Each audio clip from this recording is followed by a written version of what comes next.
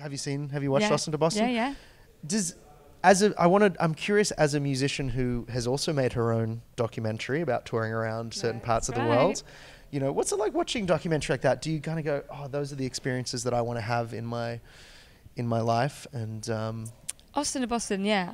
I was like, loved it. Completely jealous at the same time. Like, man, I wish I could have done that, or that looks so much fun. And shit, everyone's so good looking on this. Why is everyone so good looking on this they documentary? Haven't slept. They haven't. Why are they all smoking and drinking and they're still performing really well and they don't sleep and they still look great? That's really unfair. The part of me was thinking that, but the majority of me was thinking that's an amazing thing. What a great story. That's kind of how I got involved with Communion, because I was making this like documentary of the Latin American travels. Didn't have a label. I funded this new third record and wasn't really sure how I was going to put it out. And the documentary was a big part of it. So then I went and spoke to Kevin from Bears Den, who put that documentary together, and sort of said, how did you go around getting it out there and things? And he said, I'll go talk to Jamie from Communion, because he was a huge part of it coming out. Went and saw Jamie, told him about what we're doing. I showed him a clip of what we'd made on the documentary, and he just was like, I need to be part of this, and I need to put this out, and I need to put your record out. He might drive the bus for you next time. Yeah, who knows? And then I was just like, Jesus. And then next thing I know, Communion were putting my record out, and it was such a big deal for me, because I respect them so highly.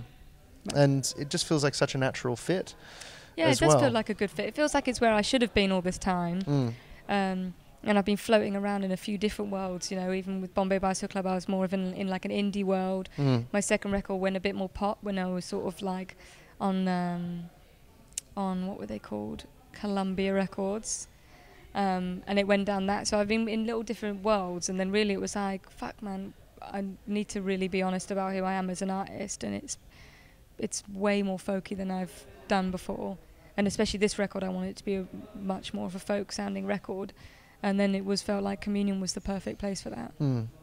And you've already released another song this year, just a couple of weeks ago. Something dropped on Spotify. Just dropped that one out the sky. That was just when we were making the record, always just make a couple extra songs, just in case. The B-sides. Yeah, exactly. Yeah. Just like if you have them, record them, they'll become useful in some way. And it will give them their own little life, even if they don't make it onto the record. It's nice nowadays with Spotify and streaming, is that you can put a song out and it almost gets its own little world to live in when it's off a record. It's not all about the record sometimes. Yeah. So yeah, they feel like happy that they've been given a chance, even though they didn't make it. So do you have a few more of them up your sleeve for the year ahead? That's it now. Yep. I only had 2. Yep. I've dropped them both. Thinking a lot about the next stuff. I'm sure like every artist is always thinking about the next record and writing new stuff. So I think now it's on to thinking about what the next record will sound like. Well, so much of what came out of the last record sounds like it was inspired by the trip you did to Latin America. So you almost just kind of have to let those experiences come and see what happens. Yeah, definitely. I think playing solo has been a big difference to it. Doing so many gigs on my own right at the beginning of my career. That was a big part of why my first record sounded the way it did. And then once I had a band, I think playing with my band and having fun and playing festivals and seeing people like really dancing to like songs like Bikes in the middle of the bed off my first record, that influenced me a lot into making the second record and going down that path of like exploring a route with my band and having something more upbeat. But then playing some of those songs stripped back when it came back to me and my guitar, and I'm touring countries where I can't afford to bring all my band, or I don't have that many fans there. I'm playing in front of like a couple hundred people. It doesn't make sense having a whole band. Then that kind of showed up that those songs didn't fit into this original world that I'd started in. So I think, having all these solo shows has really shaped the way the new record sounds from just playing more on my own again.